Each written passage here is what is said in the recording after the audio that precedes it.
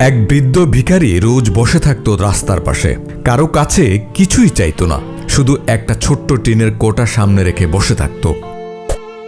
একদিন এক ছোট্ট ছেলেটা ফাটা জামা গায়ে খালি পায়ে কোটার পাশে এসে দাঁড়ালো। চোখে ছিল ক্ষুধা আর অনুরোধের ছাপ।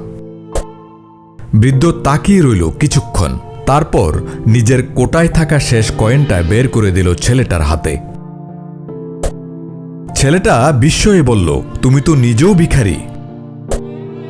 বৃদ্ধ হাসল, চোখে জল নিয়ে বলল, আমি অভুক্ত থাকতে পারি, কিন্তু তোমার মতো ছোট মুখ কাঁদতে পারে না। সেদিন পথের পাশ দিয়ে হেঁটে যাওয়া অনেকেই থেমে গিয়েছিল। কেউ টাকা দিল না, কিন্তু চোখ মুছেছিল। ভালোবাসা অর্থ নয়, মন থেকে আসে। তো বন্ধুরা, বৃদ্ধের এই মহত্বের জন্য কি কোনো লাইক বা শেয়ার হবে না?